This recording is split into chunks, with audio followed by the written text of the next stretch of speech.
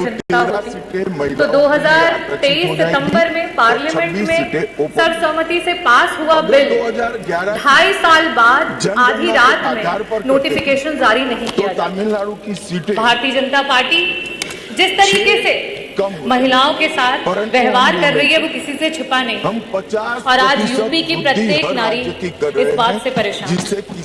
मैं कुछ चंद बातों से अपनी बातों को शुरू करना चाहूंगी सीटों में कि मैं यूपी की नारी हूँ, बेखौफ सताई जाती है, राम राज का झांसा देके बलि चढ़ाई जाती है और 20 सीटें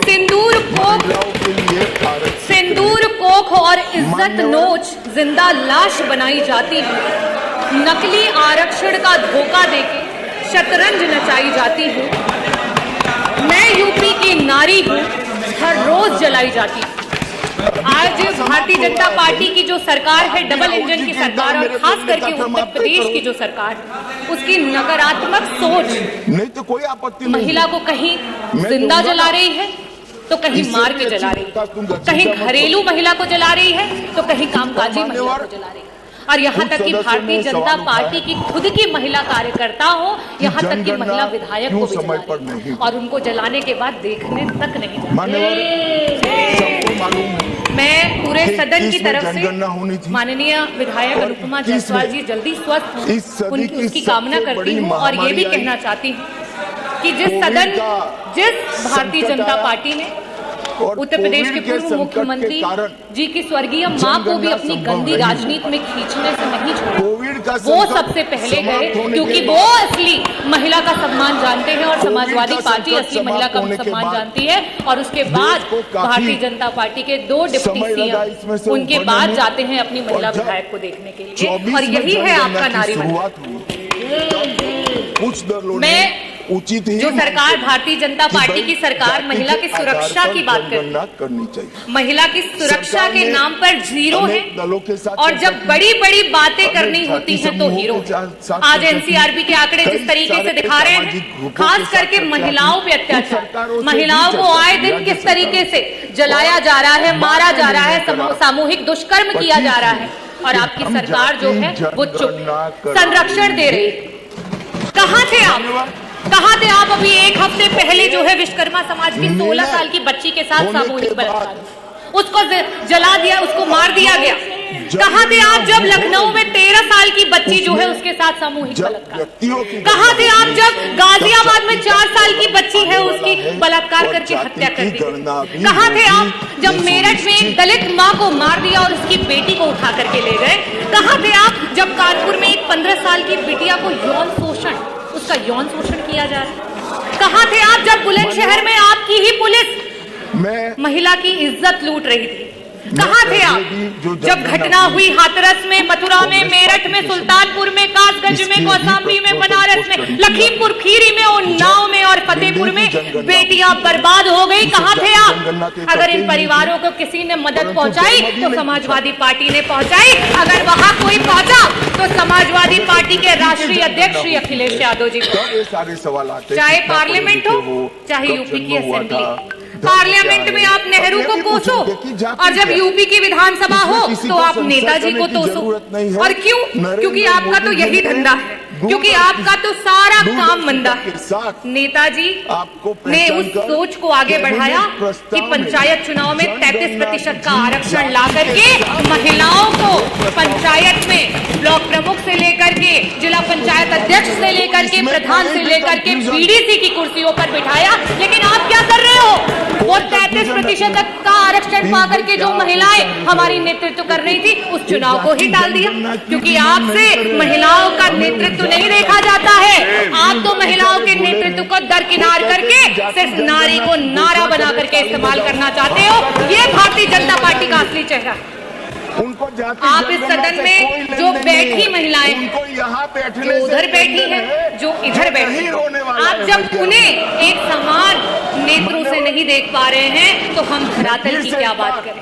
1 ट्रिलियन इकोनॉमी की बात करने वाली सरकार, और जब इसी सदन में सत्ता पक्ष और विपक्ष की महिलाओं को जिस समय त्वरित के विकास के कार्यों की निधि देने की बात होती है तो वहां पे आपके 5-5 करोड़ की धनराशि आ जाती है और विपक्ष के जो विधायक हैं उनके बजट काट लिए जाते हैं। क्या ये उनके विधायक क्षेत्र विधानसभा के क्षेत्रों की आधी आबादी का अपमान नहीं है?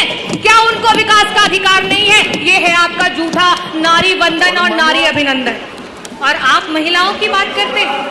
आज रोडों पे आशाएं रो रही हैं, आज रोडों पे समूह की बहनें रो रही हैं, आज रोडों पे आंगनबाड़ी की महिलाएं रो रही हैं, आज हमारी रसोइयां रो रही हैं, आज हमारी पंचायत सहायक रो रही हैं, आज महिलाएं जो युवा महिलाएं हैं वो नौकरी का इंतजार करते करते रो रही हैं और आप महिला वंदन की बात करते हैं। मैं आपसे कहना चाहूंगी कि अगर आप महिलाओं को सच में आरक्षण देना चाहते हो तो आज की वर्तमान स्थिति में उत्तर प्रदेश के सदन में 403 सीटों पर आप 33 या 50% का आरक्षण लागू करो और पूरा समूचा विपक्ष आपके साथ खड़ा हो जाएगा। लेकिन आप तो षड्यंत्र करना चाहते हो, आप तो विधानसभाओं को तोड़ना मरोड़ना चाहते हो। आप 2011 के सेंसस से अभी के आरक्षण को लागू करना चाहते हो। आप नियम कानून से नहीं चलना चाहते हो, आप सिर्फ और सिर्फ नारी को इस्तेमाल करके नारा बना करके अपनी कुर्सी को हथियाना चाहते हो। मैं आखिरी में अधिष्ठाता महोदय सिर्फ यही कहना चाहूंगी कल मुझे कि ये बिल पे चर्चा तो बस एक बहाना था, महिला का नाम लेकर वोट पर निशाना था और आरक्षण का ढोंग पीट कर लागू नहीं कराना था। और हम समाजवादी पार्टी के लोग हमेशा से महिलाओं के हितैषी रहे हैं, महिलाओं को आगे बढ़ाने की बात करते हैं, महिलाओं की बराबरी की बात करते हैं।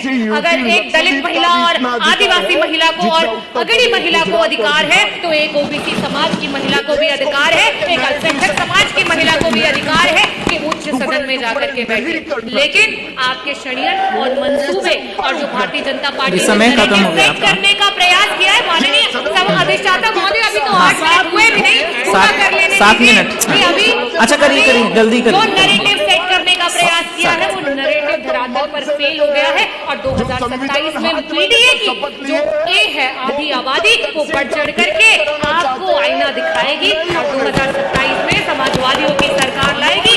जय भीम, जय भारत, जय धन्यवाद। माननीय असीम अरुण जी।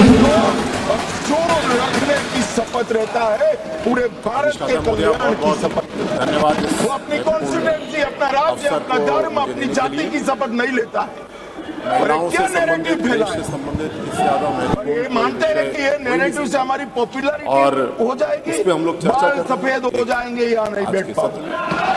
जो नारी शक्ति वंदन एक्ट बना, देश के अंदर विभाजन लाया गया, उस संशोधन में क्या था क्या नहीं था इसकी मैं थोड़ी सी चर्चा करना चाहूँगा और सबके सामने रखना चाहूँगा कि क्यों ये संशोधन बहुत जरूरी था।